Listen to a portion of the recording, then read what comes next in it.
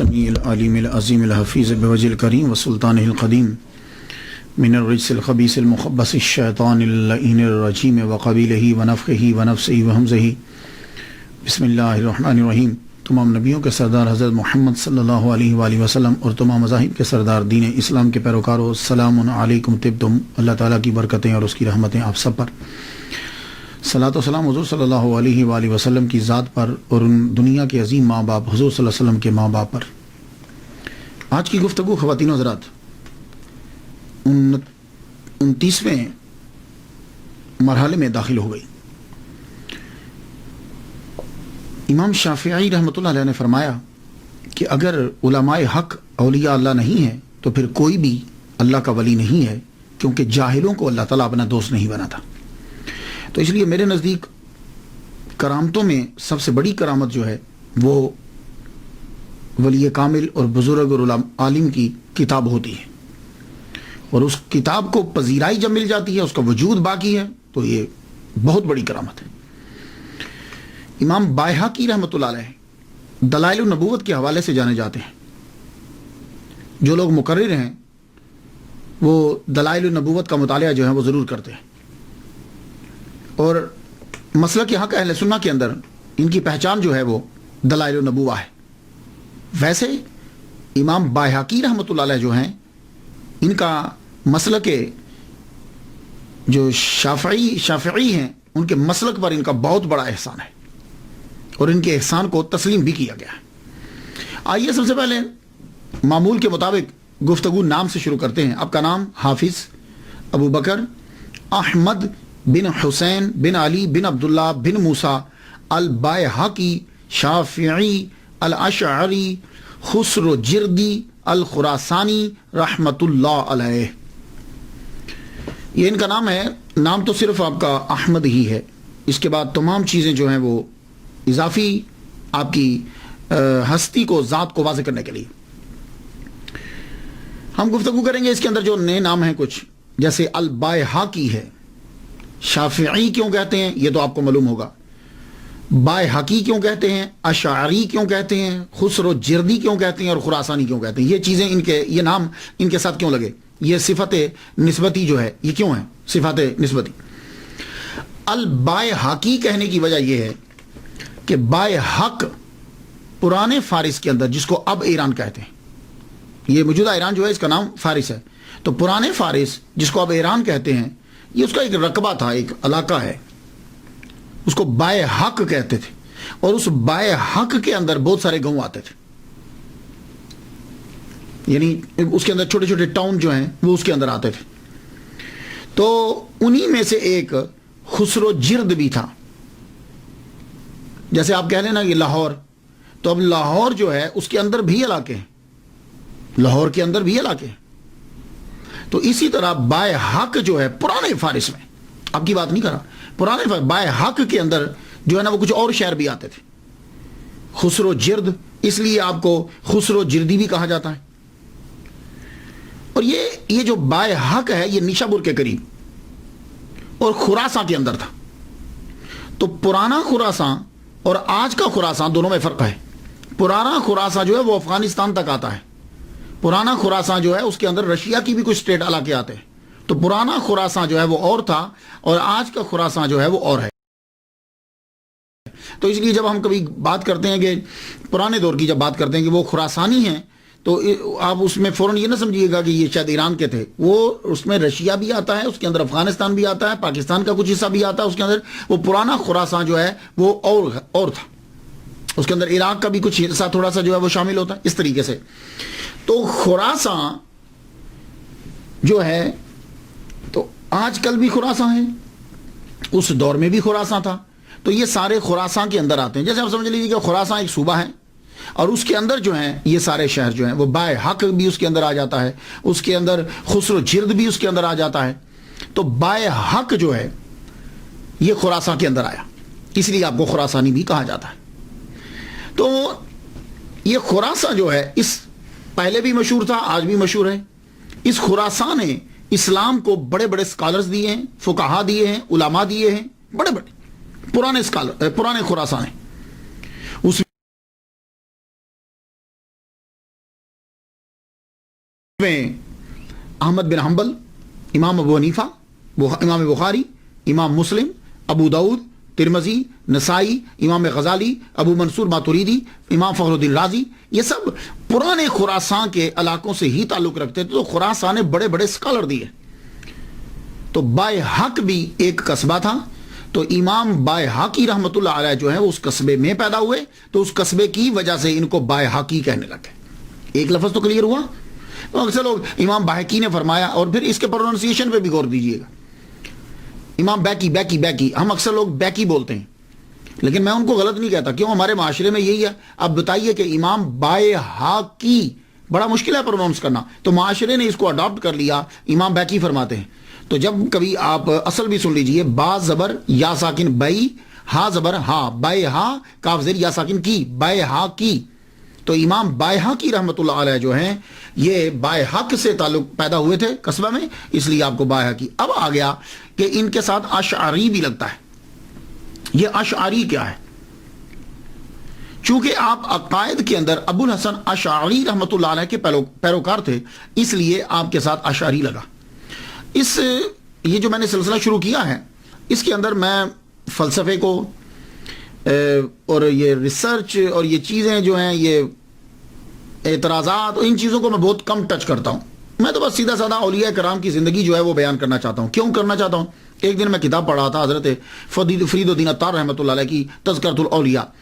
اس میں ان کی میں شان پڑھتا رہا. وہ ساری زندگی اولیاء کرام کا تذکرہ کرتے رہے. انہوں نے اپنی کتاب کے اندر 96 اولیاء کا تذکرہ کیا ہے، یعنی ٹائٹل باندھ کے. ویسے تو بہت سارے ہیں، ٹائٹل جو ہے وہ 96 اولیاء کا ہے. تو جب آپ فوت ہوئے تھے تو آپ کی قبر پر فرشتوں کا نزول ہوا تھا. وہ پڑھنا اس دن کے بعد میرے اندر شوق پیدا ہوا کہ میں بھی کم از کم جو ہے وہ اتنے تو کروں. زائد ہو جاتے ہیں تو اللہ کا احسان میرے اوپر.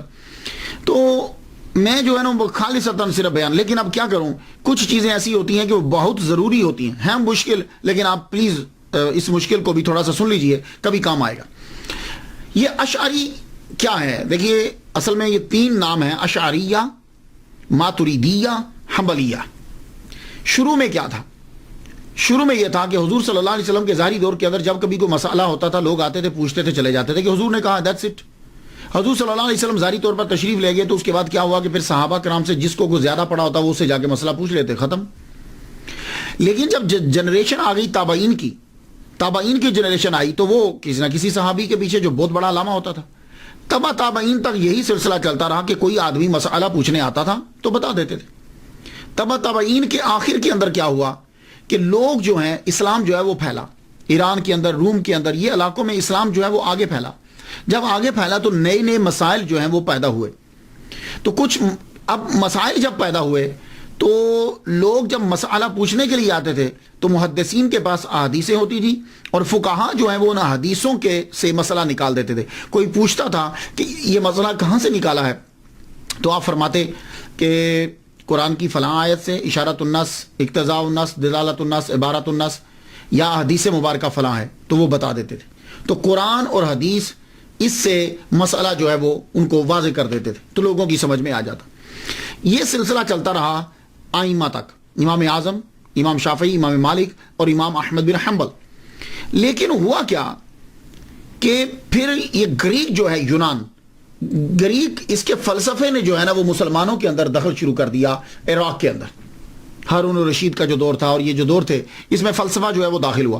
جب فلسفہ داخل ہوا تو اس فلسفے نے مسلمانوں کو گمراہ کرنے کے لیے ایسی ایسی چیزیں چھوڑی کہ عقل جو ہے وہ اس کا جواب دینے کے لیے آ رہی ہوتی تھی. اس کو پھر مسلمانوں نے بھی اڈاپٹ کرنا شروع کر دیا. سب سے پہلے حضرت حسن بصری رحمۃ اللہ علیہ کی محفل کے اندر جو بندہ بیٹھا ہوتا واصل، اس نے سب سے پہلے جو ہے وہ آپ پر اعتراض کیا. آپ نے فرمایا کہ تم ہماری محفل سے اٹھ جاؤ. اس دن سے وہ بندہ اور اس کے ماننے والے معتزلہ کہلوائے. بات آپ کی سمجھ میں کچھ آ گئی؟ تو یہ جب فلسفہ آیا ہمارے اسلام کے اندر تو اب فلسفہ اتنا چھا گیا کہ لوگ اس فلسفے کو لے کر مسلمانوں کو گمراہ کرنے لگے. ان میں سے یہ معتزلہ ہیں.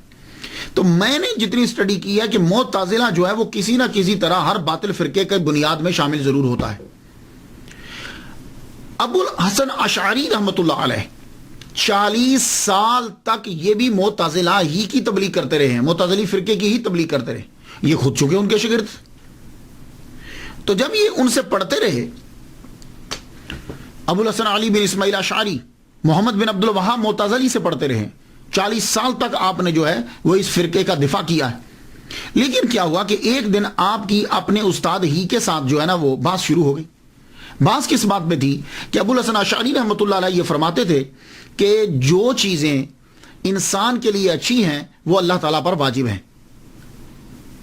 وہ مسئلہ کیا تھا؟ یعنی دیکھیے کہ اللہ تعالیٰ نے ہمیں پیدا کیا ہے، اللہ تعالیٰ ہم سے پیار کرتا ہے. جب اللہ نے ہمیں پیدا کیا ہے تو اب جو چیز ہمارے لیے اچھی ہے وہ ہمیں لازمی طور پر دے گا.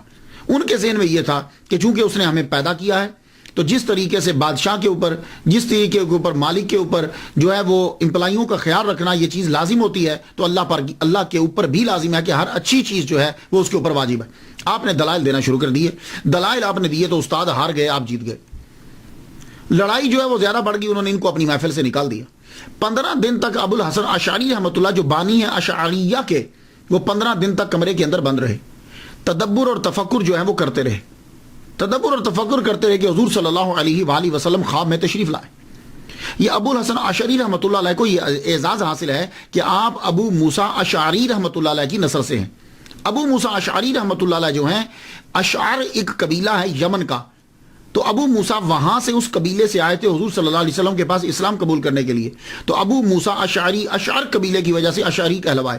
تو ابو الحسن اشعری اور آگے سے ان کے ماننے والے جو فالوور ہیں وہ اشعریہ اشعری جو ہیں وہ کہلوائے. تو یہ تھا مختصر سا. تو جب آپ کمرے میں 15 دن بیٹھے، حضور کی زیارت ہوئی، تو آپ نے کہا کہ معتزلہ فرقے کو چھوڑ دو، یہ ٹھیک نہیں ہے. کیوں؟ اس لیے کہ وہ کیا کرتے تھے کہ انہوں نے اللہ تعالیٰ کی جو صفات تھیں ان کو اللہ کو مجسم بنا دیا تھا کہ اللہ کے ہاتھ ہیں، اللہ کا چہرہ ہے، اللہ تعالیٰ کے جو ہے نا وہ کان ہیں، یہ پاؤں ہیں، یہ چیزیں ثابت کر دی تھی جیسے انسان کی ہوتی. تو حضور صلی اللہ علیہ وسلم نے کہا کہ ان کو چھوڑ دو خواب میں. آپ نے پھر 15 دن کے بعد آپ نکلے، مسجد جامع مسجد میں پہنچے. جامع مسجد میں جا کر آپ نے اعلان کر دیا کہ میں آج سے اس مسئلے کو جو ہے وہ چھوڑتا ہوں. اس کے بعد آپ کا حلقہ جو ہے وہ بڑھتا گیا. تو آپ جو ہے وہ بصرہ میں پیدا ہوئے تھے. آپ کا حلقہ جب بڑھتا گیا تو اب آپ نے کیا کیا کہ پہلے یہ ہوتا تھا کہ جو کوئی آگے مسئلہ پوچھتا تھا تو آپ بتا دیتے تھے، آئمہ بتاتے تھے حدیث میں ہے، قرآن کی فلاں آیت ہے. اب جب فلسفہ داخل ہوا تو فلسفہ جو ہے وہ داخل ہوا تو اب مسلمانوں کو فلسفے کے ذرائع سے مسلمانوں کو عقائد جو ہیں وہ ثابت کرنا تھے. تو اشعریہ نے اب کیا کیا کہ فلسفے کو پہلے سیکھا، کیونکہ یہ 40 سال تو ان کے اندر رہے ہیں. اب اسی فلسفے کے زور پر معتزلہ کا جواب دینا شروع کر دیا. تو جب جواب دینا شروع کیا تو گھر کا آدمی جانتا ہے بہتر طریقے سے. تو جب آپ نے جواب دیا تو اب معتزلہ ان کے دشمن ہو گئے. معتزلہ جب دشمن ہو گئے تو صدیوں تک ان کے اندر جو ہے وہ لڑائی ہوتی رہی، صدیوں تک لڑائی ہوتی رہی. اور معتزلہ کو جب بھی گورنمنٹ کی سپورٹ ملی تو انہوں نے مسلمانوں کو قتل کیا، قتل کروایا، معتزلہ نے کروایا. لیکن اشعریہ اور ماتریدیہ ان لوگوں نے مل کر اتنی کتابیں لکھی اور اتنی تقاریریں کی اور اتنی تبلیغ کی کہ معتزلہ کا جادو بالکل ٹوٹلی ختم کر کے رکھ دیا. تو جو شافعی تھے وہ اشعریہ کہلوائے کیونکہ انہوں نے اسی طرف رخ اختیار کیا. اور جو حنفی تھے وہ جب فلسفہ آ گیا تو پھر ماتریدیہ کہلوائے. بات اب کچھ سمجھ میں آ گئی. تو اشاعرہ جو تھے، اشاعرہ جو تھے بڑی خدمت کی انہوں نے. امام غزالی نے احیاء العلوم اور الاقتصاد لکھ کر معتزلہ کے تابوت میں کیل ٹھوک دیا. امام فخر الدین رازی شافعی رحمۃ اللہ علیہ نے مطالب عالیہ، مباحث مشرقیہ، 40 فی اصول الدین اور اساس التقدیس میں عقل اور فکر کے خزانے لوٹا دیے.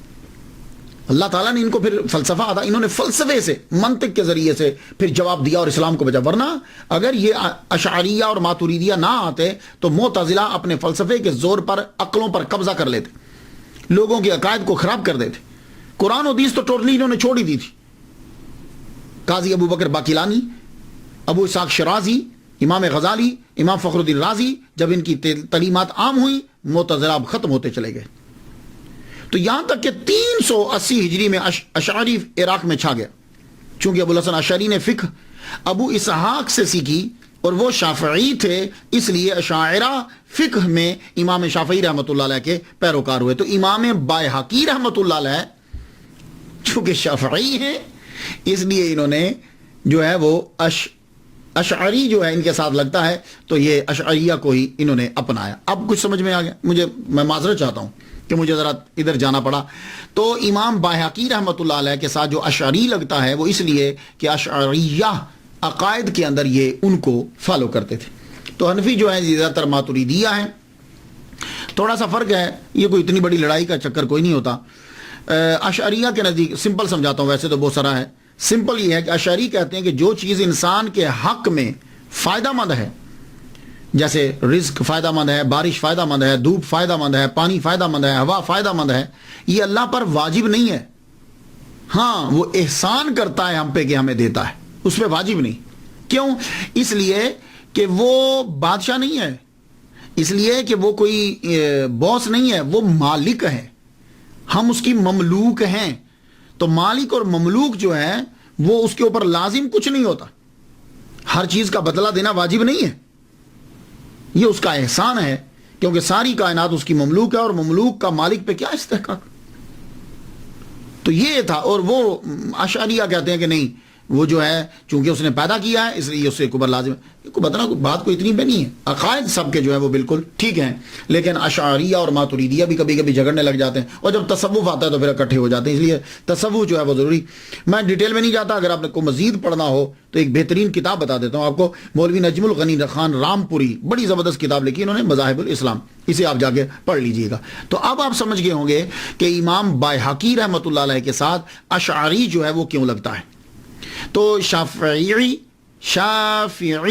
اشعری اور خسرو جردی, وہ میں نے آپ کو بتا دیا ہے, خراسانی کیونکہ وہ صوبے کا نام ہے, اس حوالے سے ان کو کہا جاتا ہے. اب آ جائیے, امام بایہقی رحمۃ اللہ علیہ نے تعلیم جو ہے وہ سیکھی, اللہ تعالیٰ نے ان کو چنا. انہوں نے شافعی فقہ کے اوپر بہت کام کیا ہے اور اس مسلک کے اوپر بھی بہت کام کیا ہے. امام شافعی رحمۃ اللہ علیہ کے بعد اگر کسی کا شافعی فقہ کے اوپر احسان ہے کسی کا, تو وہ امام بایہقی رحمۃ اللہ علیہ کا جو ہے وہ احسان ہے. 15 سال کی عمر میں آپ نے ابو الحسن محمد بن حسین علوی رحمۃ اللہ علیہ سے پڑھنا شروع کیا. آپ کا سفر جاری رہا, عراق, حجاز, زیادہ تر آپ نیشاپور کے اندر جو ہیں وہ رہے. نیشاپور کے اندر, نیشاپور بھی کہتے ہیں, نیشاپور کے اندر آپ نے زیادہ پڑھا. اور آپ کے تقریباً کہتے ہیں کہ 100 جو ہیں وہ آپ کے استاد ہیں, لیکن سب سے پسندیدہ آپ کے استاد جو ہیں وہ 2. ایک تو یہی ابو الحسن محمد بن حسین علوی, اور دوسرے جنہوں نے المستدرک لکھی ہے, ابو عبداللہ الحاکم جو ہے, ابو عبداللہ الحاکم جو ہے, المستدرک جنہوں نے لکھی, وہ ان سے بھی محبت کی وجہ یہ ہے کہ ابو الحاکم جنہوں نے المستدرک لکھی ہے وہ اور امام بایہقی رحمۃ اللہ, یہ دونوں شاگرد ہیں. ان دونوں کے استاد جو ہیں وہ ابو الحسن محمد بن حسین علوی رحمۃ اللہ علیہ. تو چونکہ استاد بھی, اس لیے ان کے پاس زیادہ تر جو ہے نا وہ رہتے تھے. امام بایہقی رحمۃ اللہ علیہ نے فقہ امام ابو الفتح ناصر بن حسین بن محمد قریشی رحمۃ اللہ علیہ سے سیکھی. علم الکلام آپ نے ابو بکر بن فورق سے اور ابو منصور عبد القاہر بغدادی سے سیکھا. علم الکلام عبد الغفار کہ آپ نے علم کی خاطر بہت سے علاقوں کا جو ہے وہ سفر کیا. آپ نے احادیث مبارکہ کی جانب توجہ دی, حدیث مبارکہ کو بڑے مضبوط ذرائع سے حاصل کیا. یعنی یہ نہیں کہ جس نے جو بیان کیا ہے, چین آپ کی بڑی پاورفل ہوتی تھی. تحصیل علم کے بعد آپ اپنے شہر بایحق میں واپس آ گئے. یہ ہا بڑی ہے اور قاف بھی بڑا ہے, کینچی والا قاف ہے. بایحق میں واپس آئے اور آ کر تدریس, تحریر اور تصنیف جو ہے وہ آپ نے شروع کر دی. امام الحرمین کا فرمان ہے کہ فقہ شافی پہ امام شافی رحمۃ اللہ علیہ کا احسان ہے, لیکن ان کے بعد سب سے بڑا احسان امام بایہقی شافعی اشعری خسرو جردی خراسانی رحمۃ اللہ علیہ کا ہے. اس کی وجہ کیا ہے کہ امام بایہقی رحمۃ اللہ علیہ نے جو چیزیں بکھری پڑی تھی, لوگوں کی پہنچ سے دور تھی, ان سب کو محنت کے ساتھ جمع کیا. یہ کام آپ نے اپنی زندگی کے اندر کیا. ان کی فقہ, ان کے لا, ان کے بیانات, ان کے ملفوظات, ان کی یہ چیزیں ساری امام بایہقی رحمۃ اللہ علیہ نے ان کو سب کچھ جمع کر دیا. اب وہ عام لوگوں کی دسترس کے اندر آ گئی اور جمع بھی ہو گئی, ضائع ہونے سے بچ گئی. یہ احسان ہے امام شافعی کی فقہ کے اوپر امام بایہقی رحمۃ اللہ علیہ کا. ابن خلقان نے یہ لکھا ہے کہ آپ شافعی فقہ کے ماہر اور حدیث میں امام تھے, اور اپنے دور میں آپ بے مثال تھے. گویا کہ آپ یوں کہہ سکتے ہیں کہ ہی از دا سیل آف دا شافعیز مجتہد, آخری خاتم کہہ سکتے ہیں آپ. کرامات تو میرے نزدیک سب سے بڑی کرامت کتاب ہوتی ہے جس کو اللہ تعالیٰ مقبولیت تامہ دے دے. لوگوں میں سینکڑوں سال تک وہ کتاب جو ہے وہ چلتی رہے. میرے نزدیک وہ سب سے بڑی کرامت ہوتی. اور اگر کتاب حدیث مبارکہ کی ہے تو اس کے اندر تو گفتگو ہی نہیں کرنی چاہیے. امام باحقی شافعی اشعری رحمۃ اللہ علیہ کو سنن الکبریٰ، جو آپ نے سنن الکبریٰ لکھی ہے، بڑی عظیم کرامت. یہ سنن جو ہے سنت کی جمع ہے. ہمارے اردو کے اندر کہتے ہیں جی حضور صلی اللہ علیہ وسلم کی سنتیں اپناؤ، تو اصل میں سنت کی جمع سنن ہوتی ہے. لیکن کیا کریں کہ سنن مشکل ہے، اس لیے ہم نے اڈاپٹ کر لیا سنتیں، جبکہ سنتیں اس کی جمع نہیں بنتی. تو اس لیے میں آپ کو کہتا ہوں کہ غلطی لفظ سمجھا کریں. کوئی بیچارہ بول جاتا ہے تو وہ معاشرے کی وجہ سے بولتا ہے. تو سنت کی جمع سنن ہے، لیکن یہ مشکل ہے. اب کون اردو میں بولے گا؟ تو انہوں نے کہا کہ اس کی آسان اڈاپٹ کرو، تو سنتیں اڈاپٹ کر لی. تو سنن الکبریٰ یہ آپ کی ایک عظیم کرامت ہے، اور آج بھی یہ کتاب موجود ہے. 10 اس کی جلدیں ہیں، 202 اس کے جزو ہیں. اور آخری باب جو ہے وہ باب عدت الام الولد، ام ولد کی عدت کے باب کے اندر اس کی بیان کے اندر باب ہے. المبسوط یہ بھی آپ کی کتاب لکھی، اس کے اندر شافعی فقہ اور لا بیان کیے گئے، اصول بیان کیے. اسماء و صفات، السنن والآثار، سنن والآثار، اس کی 4 جلدیں ہیں. اور یہ کتاب شافعی مسلک کے پیروکار کے اسکالر کے لیے اس کا رکھنا اور جاننا بہت ضروری ہے. جس طریقے سے عام حنفی ہے نا، تو بہار شریعت ضرور ہونی چاہیے، فتاوی رضویہ ہونا چاہیے. سمجھ آ گئی نا؟ انسان کی دسترس میں ہے. ویسے تو اور بھی کتابیں بڑی ہیں. شعب الایمان بڑی مشہور کتاب ہے. زہد الکبیر، مناقب امام احمد بن حنبل، 40 کبریٰ اور 40 صغریٰ، فضائل اوقات، حیات الانبیاء فی قبورہم، نبیوں کی زندگی ان کی قبروں میں، بہت مشہور کتاب آپ کی. مناقب امام شافعی رحمۃ اللہ علیہ، کتاب الاسرار اور دلائل النبوہ. نام تو سنا ہوگا نا، اس نام کی بہت کتابیں، معارج النبوہ، شواہد النبوہ، دلائل، لیکن یہ ان کی دلائل النبوہ ہے. امام باحقی رحمۃ اللہ علیہ. ایک اعتراض امام باحقی رحمۃ اللہ علیہ کے اوپر ہوتا ہے، کہنے لگے امام باحقی نے حدیثیں تو اکٹھی کی ہیں، لیکن ان کو امام نسائی کا نہیں پتا تھا، امام ترمذی کا نہیں پتا تھا، ابن ماجہ کا نہیں پتا تھا، ایون کہ ان کی کتابیں بھی ان کے پاس نہیں تھی، تو ان کے بارے میں یہ نہیں جانتے تھے. تو گویا کہ یہ بات بیان کر کے وہ بندہ جو ہے وہ ان کے علمی مرتبے کو کم کر رہا ہے. اوہ اللہ کے بندو، شخص نے جو کام کیا ہے اس کو دیکھو. اس دور کے اندر اس نے کتنا بڑا کام کیا ہے کہ شافعی مسلک کے تمام چیزوں کو، حدیث مبارکہ کو اکٹھا کر دیا. اس نے اس مسلک کے لیے اس نے کام کیا، لیکن نہیں، کوئی نہ کوئی چیز ضرور ڈھونڈیں گے. اسی طریقے سے یہی لوگ جو ہیں بہت سارے، جیسے تاریخ بغدادی، خطیب بغدادی جو ہیں، میں سمجھتا تھا پڑھنے سے پہلے، لیکن حالانکہ اتنے ٹاپ کے مصنف ہیں، اور لیکن کہیں نہ کہیں وہ ڈنڈی ضرور مار گئے. تو بھائی دیکھو، ہاں یہ لوگ جو تھے، ہم بعد میں آنے والے اس چیز کو شاید کسی اور نقطے سے دیکھ رہے ہوں، لیکن یہ لوگ اپنے دین کے ساتھ جو ہے مخلص تھے. انہوں نے اسے جمع کیا، اکٹھا کیا، جو ضرورت تھی اس کو پورا کیا. اب یہ جا کر ساروں کو ملتے نہیں، جو ضروری ہوتا ہے، لیکن پھر بھی میں دلیل دے جاتا ہوں. اگر آپ کو تحقیق کرنا ہو تو یہ سراسر اعتراض ہے، نٹ کے اوپر پھیلا ہوا ہے، اور لوگوں نے اپنی کتابوں میں بھی لکھا ہے کہ یہ بالکل غلط ہے کہ امام باحقی رحمۃ اللہ علیہ نسائی، ترمذی اور ابن ماجہ کے نام تک نہیں جانتے تھے. جائیے آپ سنن الکبریٰ پڑھ لیجئے. سنن الکبریٰ جب آپ پڑھیں گے تو جلد 7ویں صفحہ 183 پہ آپ کو ملے گا نام، امام نسائی کا تذکرہ ملے گا. اور سنن الکبریٰ جلد 4 جلد 4 صفحہ 38 اور 10ویں جلد کی صفحہ 161 کے اوپر آپ کو امام ترمذی کا جو ہے وہ تذکرہ ملے گا. اسی طرح ابن خزیمہ کا بھی ذکر کیا ہے، امام دارقطنی کا بھی آپ نے ذکر کیا. کتابیں پڑھنی خود نہیں اور اعتراض کر دینا امام باحقی رحمۃ اللہ علیہ کے اوپر، دوسرے کے اوپر. تو آپ نے اپنی، یہ آپ جانتے تھے. اب یہ کوئی ضروری نہیں ہے کہ ایک آدمی، تو اب میں تقریر کر رہا ہوں، تقریر کرتے ہوئے اگر میں نام نہیں لیتا تو اس کا مطلب یہ نہیں ہے کہ میں اس بندے سے ملا نہیں یا میں جانتا نہیں. کتنے مولوی ہیں وہ علامہ طاہر القادری صاحب کا نام نہیں لیتے، تو اس کا مطلب یہ نہیں وہ جانتے نہیں ہیں، ہوگا نہیں نام لے رہے ہوں گے. اور اگر کسی کی لائبریری کے اندر طاہر القادری صاحب کی کتاب نہیں پڑھی ہوئی تو اس کا مطلب یہ نہیں ہے کہ اس کو کتاب کا پتہ نہیں ہے. یا کسی کی لائبریری کے اندر فیضان سنت نہیں پڑھی ہوئی الیاس قادری صاحب کا مطلب یہ نہیں ہے کہ اس نے الیاس قادری صاحب کا نام نہیں سنا. تو امام شافعی رحمۃ اللہ علیہ کی نظر کرم ہے امام باحقی رحمۃ اللہ علیہ کے اوپر، نظر کرم، خاص نظر کرم.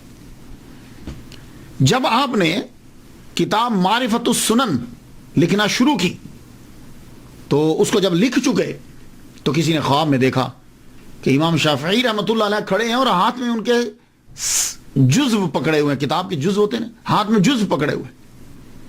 تو پوچھا حضور یہ کیا ہے ہاتھ میں؟ فرمانے لگے یہ بائحقی کی لکھی ہوئی بک ہے اور اس کے میں 7 جزء پڑھ چکا ہوں. تو امام شافعی رحمۃ اللہ علیہ اوتاد ہیں اور ان کی نظر کرم زبردست ولی کامل ہیں, ان کی نظر کرم ہے امام بائحقی رحمۃ اللہ علیہ. تو اس لیے امام بائحقی رحمۃ اللہ علیہ بھی صوفی ولی کامل. اور مشہور فقیہ محمد بن عبد العزیز کہتے ہیں کہ روز میں نے خواب میں دیکھا کہ فرشتے ایک صندوق کو اٹھائے ہوئے اوپر لے جا رہے ہیں اور وہ صندوق جو ہے وہ نور کے ساتھ کور ہے, گھرا ہوا ہے چاروں طرف نور ہی نور. تو میں نے پوچھا یہ کیا ہے؟ کہنے لگے یہ بائحقی نے جو کتابیں لکھی ہیں نا کہ جس میں حضور صلی اللہ علیہ وسلم کی حدیث کو اکٹھا کیا ہے, وہ کتابیں اللہ کی بارگاہ میں مقبول ہوئی ہیں اور ہم یہ کتابیں لے جا رہے ہیں. اللہ اکبر جل شانہ. تصوف, جتنے بھی یہ بڑے بڑے آئمہ ہیں, بڑے بڑے محدث اور اسکالر ہیں, یہ صوفی ہوتے تھے. کیوں؟ اس لیے کہ تصوف کے بغیر ترقی ناممکن ہے. علم اوپر لے جا سکتا ہی نہیں. علم کے ساتھ تصوف کی نکیل بہت ضروری ہے. تو تصوف کیا ہوتا ہے؟ تصوف سن لیجئے, تصوف یہ ہوتا ہے اپنے نفس کو نکیل دے دینا, نفس کی اجارہ داری کو ختم کر دینا, نفس کو مارنا, یہ ہے. اور خدا تک پہنچنا اور پہنچانا, یہ ہے وظیفہ کہ یعنی نفس کو نکیل دینا اور خدا تک پہنچنا یا پہنچانا, یہ تو تصوف ہے. اور اس کے لیے ذرائع اختیار کیے جاتے ہیں. تو امام بائحقی رحمۃ اللہ علیہ نے نفس کو مارا, نفس کو ختم کیا. یہ تصوف کی پہلی علامت آپ نے اختیار کی. اس کو کس طرح سے مارا؟ روزہ بہترین طریقہ ہے نفس کو مارنے کا. یہ نفس جب مرتا ہے تو عبادت, اور عبادت میں پھر روزہ, 2 چیزوں سے نفس بڑا مرتا ہے. اس لیے حضور صلی اللہ علیہ وسلم نے فرمایا کہ جن نوجوانوں کی شادی نہیں ہے وہ روزے رکھیں, کیونکہ روزہ نفس کو مارتا ہے. اللہ کے بندو, صحیح کہا امام شافعی رحمۃ اللہ علیہ نے, اگر علماء حق اولیاء اللہ نہیں ہیں تو پھر کوئی بھی ولی نہیں ہے, کیونکہ اللہ جاہلوں کو دوست نہیں بناتا. تو امام بائحقی رحمۃ اللہ کے شاگرد بیان کرتے ہیں کہ میں امام بائحقی رحمۃ اللہ علیہ کے پاس پڑھنے کے لیے آیا تو تب آپ کی عمر 44 سال تھی. امام بائحقی رحمۃ اللہ کی عمر 44 سال تھی. میں ان کی خدمت میں آخری دم تک رہا, 30 سال تک رہا. تو وہ شاگرد کہتے ہیں کہ میں نے 30 سال میں کبھی نہیں دیکھا ممنوع دنوں کے علاوہ کہ آپ کبھی بے روزہ ہوں, کہ روزہ کے بغیر ہوں. عید کے دن آپ روزہ نہیں رکھ سکتے, آپ سمجھتے ہیں اس بات کو, عید کے دن روزہ نہیں رکھ سکتے. تو کہا کہ جن دنوں میں منع ہے اس دن کے علاوہ میں نے کبھی نہیں دیکھا کہ آپ نے روزہ نہ رکھا ہو. تو 30 سال تک آپ نے اپنے نفس کو مارا روزہ رکھ کے.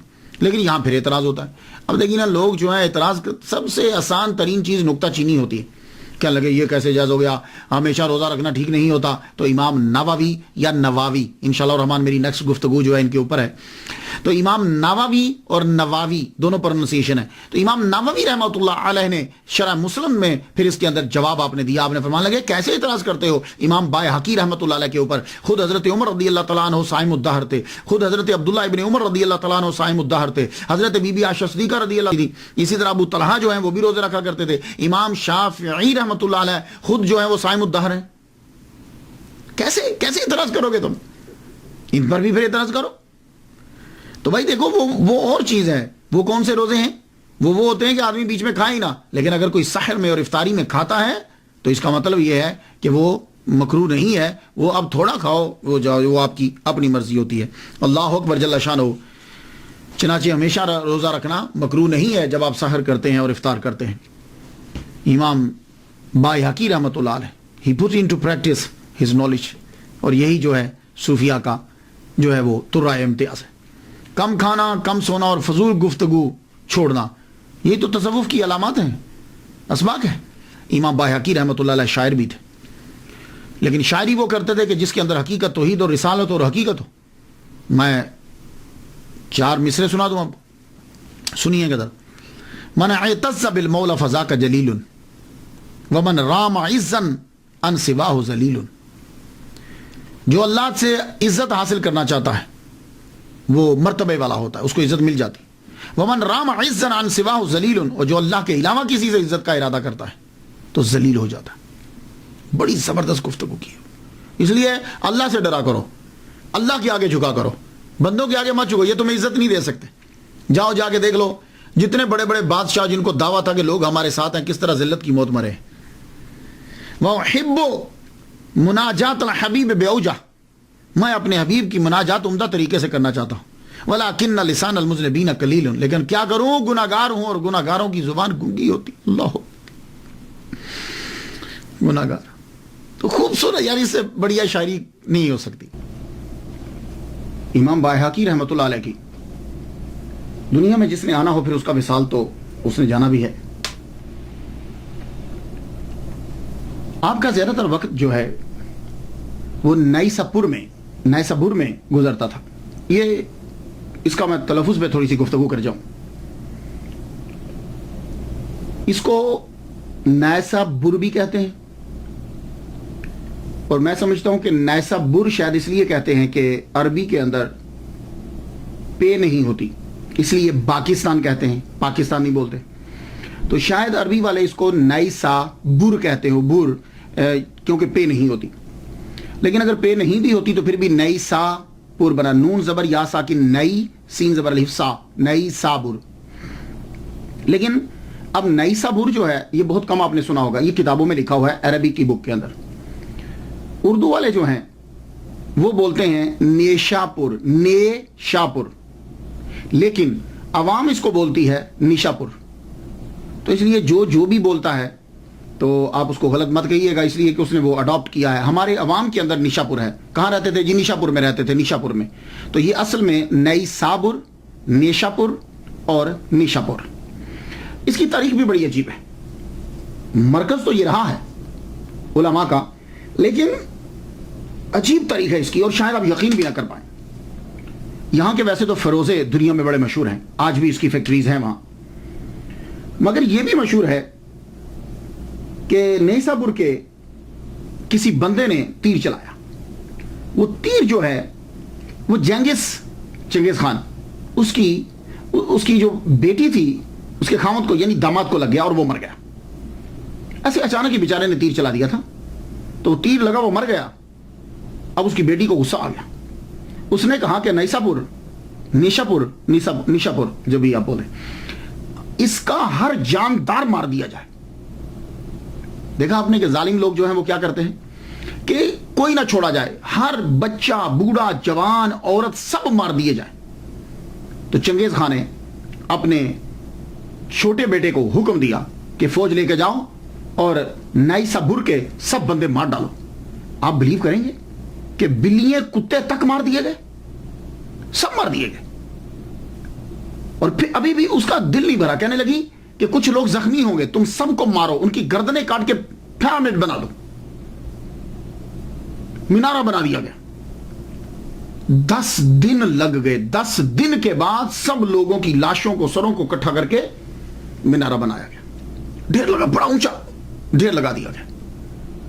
ये नैसाबुर के साथ ये भी होता रहा। तो इस नैसाबुर के अंदर आखिरी उम्र में आपके उस्ताद भी वहां रहते थे, आप वैसे भी जाते रहते थे। तो इमाम बायहकी रहमतुल्लाह अलैह नैसाबुर में चले गए।